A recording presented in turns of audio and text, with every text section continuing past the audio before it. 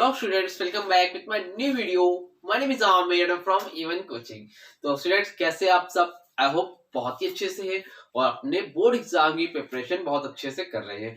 तो हमने commercial series में अपना सारा चैप्टर कंप्लीट कर लिया था, बस एक चैप्टर रह गया था advertising and sale promotion chapter number 3, जो कि लग बाय मिस्टेक मुझसे रह गया था। तो एक चैप्टर रह गया था, चलो उसको भी कंप्लीट करते हैं और अपने कॉमर्शियल सीरीज का पूरा सिलेबस कंप्लीट हो जाएगा। उसके अलावा ऐसे बच्चे जो पहली बार चैनल पे आए उनको मैं बता दूं कि आपको इस चैनल पर एसएसटी कॉमर्स इकोनॉमिक्स पूरा सिलेबस कंप्लीट कराया जा रहा है। तो जितने बच्चे पहली बार देख रहे हो, डिस्क्रिप्शन में लिंक है, अगर स्टार्टिंग से पढ़ना चाहते हैं तो वो जाके आराम से उसको पढ़ सकते हैं।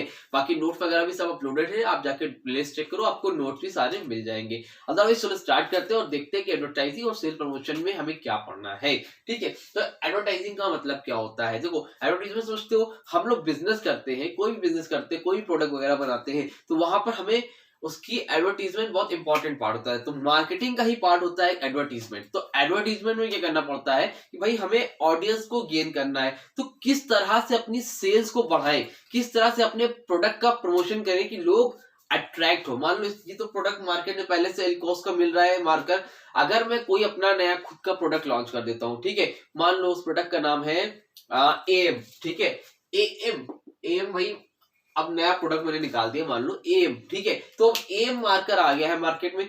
अब उसको कोई पहचानता है नहीं, है ना, कोई पहचानता तो है नहीं, सब तो इलकॉस का ले रहे हैं, स्टिक का मार्कर ले रहे हैं, अब एम का कौन लेगा? तो उसके लिए मुझे क्या करना पड़ेगा? एडवर्टीजमेंट करना पड़ेगा। ठीक है, एडवर्टीजमेंट करना पड़ेगा, वो भी किससे करूंगा भाई?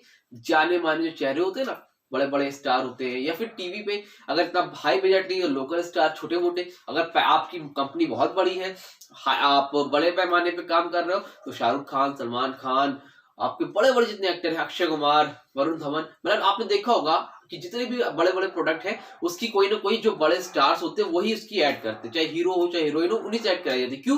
क्योंकि वो एक जाना पहचाना चेहरा होता है, आइडेंटिफाई चेहरा होता है। तो लोग उनके प्रोडक्ट को क्या करते हैं, जब वो यूज करते हैं, उनको देखते हैं एड में यूज करते हुए, तो उनको क्या होता है, उनको भी भाई ये हमारे इनके फैन है, तो ये हमें पसंद है, तो वो भी उसको खरीदने की कोशिश करते हैं, है ना। तो इसीलिए बड़े बड़े जो आपके सुपरस्टार्स होते हैं उससे ऐड कराई जाती है। तो एडवर्टीजमेंट क्यों कराई जाती है बेसिकली बोलूं तो एडवर्टीजमेंट एक तरीका है जिससे हम अपनी सेल्स को प्रमोट कर सकते हैं, लोगों को अट्रैक्ट कर सकते हैं, डिमांड क्रिएट कर सकते हैं, ताकि लोग हमारे प्रोडक्ट की तरफ अट्रैक्ट हो और हमारे प्रोडक्ट की मार्केट में सेल्स बढ़े। तो उसी को हम लोग क्या बोलते हैं? एडवर्टीजमेंट बोलते हैं। अब एडवर्टीजमेंट में एक चीज याद रखना, एडवर्टीजमेंट जो होती है एक नॉन पर्सनल होता है। क्या होता है? नॉन पर्सनल फॉर्म होता है। नॉन पर्सनल समझते हो? नॉन पर्सनल का मतलब जिसमें फेस टू फेस आपका इंटरेक्शन नहीं होता है, नॉन पर्सनल होता है। जैसे टीवी पे ऐड आ रही है तो आपको वो बता तो देंगे भाई इसके ये फायदे हैं, ये नुकसान है, टीवी पे ऐड आ रही है, ठीक है, लेकिन आपसे पर्सनली फेस टू फेस आपका इंटरेक्शन नहीं होता है। समझ में आ रही बात? एडवर्टीजमेंट कैसा तरीका है प्रमोशन करने का? नॉन पर्सनल, जिसमें आप उससे मुलाकात नहीं कर पाओगे, जाके मिल नहीं पाओगे, बस आप देख सकते हो कि हाँ वो कुछ बता रहे, तो कैसा है? नॉन पर्सनल है, ठीक है। तो advertising is non personal mass method. Mass method का मतलब क्या है? मतलब आप लार्ज ऑडियंस, मतलब बहुत दूर तक, भाई एडवर्टीजमेंट है तो पूरे ऑल ओवर इंडिया में चलाई जा रही है, जितने चैनल चल रहे हैं सब पे आ रही है। अगर ऐसा चैनल जो ऑल ओवर वर्ल्ड है तो वहां पे भी दिखाई जा रही है। तो हर जगह आपकी जो प्रोडक्ट है उसकी क्या हो रही है? ऐड आ रही है। मेथड ऑफ प्रमोटिंग सेल्स क्या होता है? मास मेथड जो प्रमोट करता है सेल्स को। समझ में आई बात कि नहीं? तो एडवर्टाइजमेंट का मतलब उम्मीद करता हूँ समझ में आ गया होगा। इसकी डेफिनेशन आपकी बुक में और थोड़ा आपके डीप में दे रखी है, जब मैं नोट्स दूंगा तो उसको दे दूंगा। बाकी एडवर्टाइजमेंट का मतलब इतना मैंने बताया, तो उम्मीद करता हूँ कि अच्छे से यहाँ से समझ में आ गया होगा। ठीक है, चलो आगे बढ़ते हैं, देखते हैं features of advertising. Features of advertising का मतलब क्या होता है? देखो, फीचर्स ऑफ एडवर्टाइजिंग, एडवर्टाइजिंग के क्या क्या फीचर्स होते हैं? फीचर्स समझते हो ना? जैसे मोबाइल में फीचर्स होते हैं भाई, 128 GB रैम, रोम, 4 GB RAM, 6 GB RAM, 8 GB RAM, इसमें इतने ग्राफिक्स है, ये एंड्रॉइड वर्जन, ये सारे क्या इसके फीचर्स है। तो उसी तरह एडवर्टाइजिंग के क्या क्या फीचर्स होते हैं वो देख लेते हैं। देखो, नंबर 1 पर है, it is a impersonal form of presentation और प्रमोशन ऑफ प्रोडक्ट्स, सर्विसेज और आइडियाज। कोई भी सर्विसेज हो, कोई भी आइडियाज हो, कोई भी प्रोडक्ट हो, उसको प्रमोशन करने का कैसा तरीका है? ये इम्पर्सनल। इम्पर्सनल का मतलब क्या है भाई? इसमें आप फेस टू फेस आपका इंटरेक्शन नहीं होगा, इनडायरेक्टली तरीके से आपसे बातचीत होगी। ठीक है। Number 2, there is no face to face contact with the customer. वही सेम चीज है यहाँ पे, इसमें आपका face to face contact customer से नहीं होता है। Number 3, it is sorry, it is paid form of communication. ये कैसा फॉर्म होता है? पेड फॉर्म ऑफ कम्युनिकेशन होता है। इसके लिए हम लोग क्या करते हैं? पेड करते हैं भाई, पैसे देते हैं। क्या करते हैं? पैसे देते हैं। पैसे समझ रहे हो? रुपीज देते हैं। बड़े बड़े जितने भी स्टार्स होते हैं उनसे पैसा दे के हम एडवर्टीजमेंट कराते हैं। फ्री में ऐड नहीं होती है। चैनल पे जब आप ऐड चलवाते हो ना, चैनल वाला भी पैसा लेता है ऐड चलवाने का। ठीक। Number 4 is issued by and identified sponsor. इसको कौन करता है? इशू आइडेंटिफाइड स्पॉन्सर करता है। स्पॉन्सर समझते हो? जो पैसे वगैरह लगाता है बिजनेस में, जो पैसा लगाता है एक तरह से, इसको हम लोग क्या बोलते हैं? स्पॉन्सर बोलते हैं। ठीक है।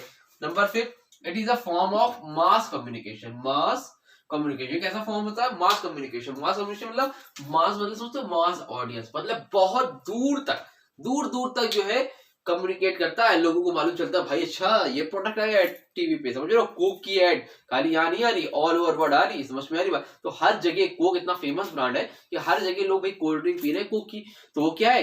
कैसे है? Form of mass communication. मतलब इस पे जो ऐड आती है तो हर जगह ऐड जाती है। ठीक है। ये आपका हो गया फीचर्स ऑफ एडवर्टाइजिंग। उम्मीद करता हूँ याद है आपको, अच्छे समझ में आ गया। अब देखो आप लोगों की स्क्रीन पर आ रहा होगा difference between advertising and publicity. अब एडवर्टाइजिंग और पब्लिसिटी में क्या डिफरेंस होता है? ठीक है। तो एडवर्टाइजिंग में तो बताया मैंने, पब्लिसिटी का मतलब समझो। देखो एडवर्टाइजमेंट तो जो एक प्लेटफॉर्म होती है। पब्लिसिटी का मतलब क्या होता है? देखो पब्लिसिटी का मतलब होता है ऐसा फॉर्म जिसके लिए आप पैसे नहीं पे कर रहे हो, बस वो मतलब आप वो कर नहीं रहे हो, वो इनडायरेक्टली हो रहा है या फिर कोई आपके लिए कर दे रहा है, मतलब आपको उसके पैसे नहीं देने। ठीक है। पब्लिसिटी ऑटोमेटिक होती है, वो आपके पॉजिटिव में भी हो सकती है, वो निगेटिव में भी हो सकती है, उसका कोई पैसा नहीं होता है। ठीक है। जैसे जस्ट सपोज मान लो किसी ने मुझे पैसे दिए हैं कि भाई इस मार्कर का ऐड करो। अब मैं पढ़ाते पढ़ाते इस मार्कर का ऐड कर रहा हूँ, ये क्या हो गया? पेड फॉर्म में हो गया। अब मुझे मार्कर पसंद आया, मैंने भाई 4 लोगों को बता दिया भाई इसी मार्कर यूज किया करो। उन 4 ने किसी और को बता दिया। ये क्या है? पब्लिसिटी हो रही है। या मैं मान लो आपको पढ़ाता हूँ। ठीक है। मैं आपको पढ़ा रहा हूँ, मैंने आपको अच्छा पढ़ाया, आपको समझ में आया, आपने 2 लोगों को और जाके बताया। ये क्या होगी? पब्लिसिटी होगी। मैंने आपको पैसे तो नहीं दिए ना बताने के लिए, आपको अच्छा लगा, आपने 4 लोगों को बताया। ये क्या होगी? आपका पब्लिसिटी होगी भाई। अच्छा खराब पढ़ाया तो आप बुराई भी कर दोगे भाई बहुत खराब पढ़ाते हैं, है ना? तो ये क्या होगी? पब्लिसिटी हो रही। पॉजिटिव निगेटिव दोनों हो सकती है। लेकिन एडवर्टीजमेंट क्या होती है? एडवर्टीजमेंट हमेशा पॉजिटिव चीजें बताती है और पैसे लेके करते हैं लोग, फ्री में नहीं करते। समझ में आ रही बात? तो ये होता है एडवर्टीजमेंट और पब्लिसिटी में डिफरेंस। ठीक है। देखो पॉइंट के हिसाब से देख लो इसमें जो लिखा है। नंबर 1 पर sponsor. It is done by an identified sponsor. ये कैसे डन होता है? एक आइडेंटिफाइड स्पॉन्सर के जरिए से होता है। और इसमें क्या है? In the sponsor may not be identified. इसमें स्पॉन्सर आइडेंटिफाइड नहीं होता है। Number 2 payment. It is paid for by the sponsor. ये जो पेड किया जाता है स्पॉन्सर के द्वारा पेड किया जाता है पैसे। इसमें क्या है? It is not directly paid by the sponsor. इसमें डायरेक्टली स्पॉन्सर के द्वारा पेड नहीं किया जाता है। Number 3 nature. It is always impersonal. ये क्या होता है? हमेशा इम्पर्सनल होता है, मुलाकात नहीं होती भाई, फेस टू फेस नहीं होता है। और इट में बी बोथ पर्सनल और पर्सनल। ये पर्सनल भी हो सकता है और इम्पर्सनल भी हो सकता है। लोग इनडायरेक्टली भी कर सकते हैं, डायरेक्टली भी कर सकते हैं पब्लिसिटी। ठीक है। नंबर 4 द स्पॉन्सर है direct control over the size and frequency of the message. जो स्पॉन्सर होता है इस पे कंट्रोल होता है। उसको पता होता है कि एडवर्टाइजमेंट में स्पॉन्सर का पूरा कंट्रोल है कि उसे क्या एड में दिखाना है, मतलब वो सारी चीजें उसको पता होती है भाई किस हिसाब से क्या चीजें दिखानी है। लेकिन पब्लिसिटी में the sponsor does not control the size and frequency of the message. उसका कोई कंट्रोल नहीं है कि क्या बोल रहा है क्या नहीं बोल रहा है, उसको कोई भी कंट्रोल नहीं होता है। Number 5 less versatile. ये क्या होता है? लेस वर्सेटाइल होता है। और ये क्या होता है? मोर वर्सेटाइल होता है। ठीक है। Number 6 to stimulate and create demand for production और सर्विसेज। इसमें क्या होता है भाई? Stimulate and create demand for production और सर्विस। में क्या किया जाता है? डिमांड को क्रिएट किया जाता है। क्यों? फॉर प्रोडक्शन और सर्विस, ताकि क्या हो? प्रोडक्शन हो, सामान बने, सर्विस प्रोवाइड की जा सके। डिमांड को क्रिएट किया जाता है। समझ में आ रही बात? बाहर सामान नहीं बिक रहा तो ऐसा कुछ करें कि लोग क्या करें? डिमांड क्रिएट हो और लोग सामान को खरीदने आए। उसमें क्या है? To create a favourable public opinion about the organisation and its activities. Create a favourable public opinion. भाई इसमें फेवरेबल पब्लिक का ओपिनियन होता है, एक अच्छा ओपिनियन होता है about the organisation and its activities. किसके बारे में? ऑर्गेनाइजेशन के बारे में, उसकी एक्टिविटीज के बारे में एक फेवरेबल ओपिनियन होता है। फेवरेबल मतलब एक अच्छा ओपिनियन होता है। ठीक है। उसमें वो एडवर्टाइजमेंट किस लिए होता है? एडवर्टाइजमेंट तो मार्केट में डिमांड बढ़ाने के लिए होता है, बट उसमें क्या होता है? पब्लिसिटी में आपके एक तरह से अच्छी एक इमेज बन जाती है। ठीक। Number 7 commercial value. It has a commercial value. उसमें क्या? इट मे और may not have commercial value. उसमें कॉमर्शियल वैल्यू के लिए किया जाता है, कॉमर्शियल के पर्पज से, बट इसमें कॉमर्शियल वैल्यू नहीं होती है। ठीक है। तो ये आपके होगा difference between advertising and publicity. की। तो उम्मीद करता हूँ यहाँ तक आपको अच्छे से समझ में आ गया। अगर नहीं आया हो तो भाई कमेंट सेक्शन में कमेंट करके इंस्टाग्राम पे मुझसे कांटेक्ट कर लेना, ठीक है।